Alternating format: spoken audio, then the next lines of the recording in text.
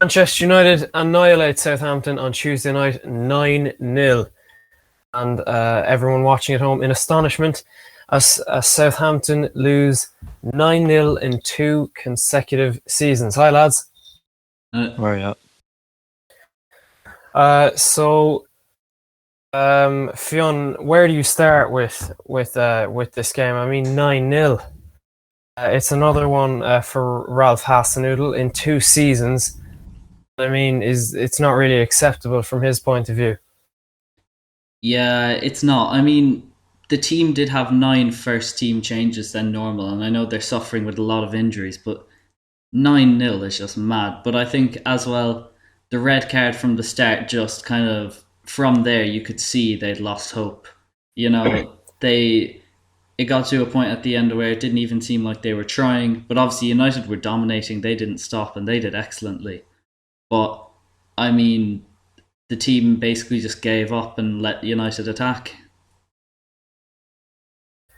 Liam, Angus Gunn must be sitting at home laughing at the telly as he was portrayed as the scapegoat the last 9-0 defeat, and he was never. He was the only one really who never got a chance to, I suppose, save his career, and he's now looking at McCarthy doing the same, having the same sort of nightmares he had. Yeah, look, I watched the game from start to finish, and McCarthy, I think maybe one or two of those goals, and I couldn't see him saving, but I really feel like a lot of those goals he could have saved. I think it just came down to a lack of motivation and inexperience, really. I feel, obviously, I don't really think the 9-0 was the fairest on Southampton, and I say that because of the amount of changes in their team. They were missing Romeu, Kyle Walker-Peters, 2 red cards, a number of other players that I don't have the names of currently, but to get a player sent off 79 seconds into his debut, it kills the hope of everyone else around. They all were obviously thinking, it's his debut and he's already gone. And that already, gets rid of their motivation enough. And, then the first goal, a good work cross by Shaw to Wan-Bissaka. I think when that ball went in, I think the Southampton players started thinking, yeah, it's going to be a long night. And, goal after goal, I think it dawned on them, especially when Bednarek got that unfortunate own goal. But by the time it was the end of the first half, you could just kind of tell they'd given up. They came back out second half. They had a very unfairly disallowed goal. I will say that. I feel it could have been 4-1 then, which could have changed the tide. United were always going to win, but maybe not by 9 goals. The 4-1 should have stood, really.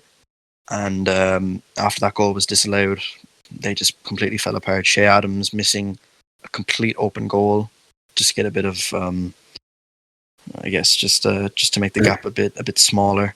But no, Southampton, especially second half onwards, they just forgot about the game. Really, they just kind of ended up playing a game of survival.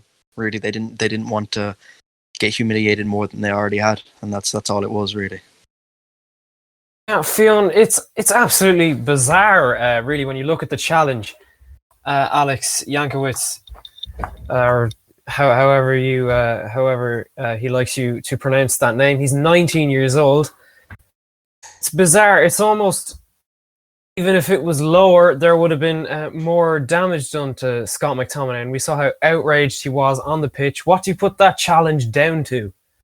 I reckon, he's making his debut and he's making it at Old Trafford, the theatre of dreams. He's obviously very nervous and excited, and he wanted to make an impact into the game. And I think he just got carried away going for the ball and just kind of lost his head and went into a challenge he didn't even realise he was going into. It's a mad challenge. He runs into him, he misses the ball completely, studs up, and you could see that there was marks left on McTominay's leg, but he seemed fine throughout the game anyway. But obviously, he's very young, and it was his debut, and it's not like he has experience at all. So there was a lot of nerves and excitement around the game for him. So, Liam, here's an interesting statistic. So 7 players out of that starting 11 for Southampton were in the last starting 11 for that, the previous 9-0 defeat to Leicester at home as well. And 9 of them were in the squad, the squad of 22 in that game. And James Ward-Prowse has played every minute of 2 9-0 defeats to top Premier League clubs. And I suppose the worst thing about this is this team seems, when they go a few goals down, they stop caring about the fans and seem quite happy to let, them be humiliated and to just down tools for the rest of the game. And if you're Ralph Hasenhüttl on the sideline, because we all know he's a top manager, but if you're him on the sideline, where do you go from here? If I was him, I'd actually resign myself, if I'm being honest. I think he's done a pretty good job as the Southampton manager. I mean, even if it was only very briefly, he did bring them to the top of the league for a couple of match days, and he's turned some players into absolute amazing stars in the Premier League. Danny Ings, James Ward-Prowse. I mean, Kyle Walker-Peters has slowly become a more recognised talent after his move from Tottenham. I mean, there is no way that I feel he should be getting as much criticism as he is. And fair enough, look, he's had 2 9-0s and he's the first manager in history to have that result against him twice. That's fair enough. But, last season's 9-0, he bounced back from it. He ended up beating Leicester 2-1 after that, I believe it was.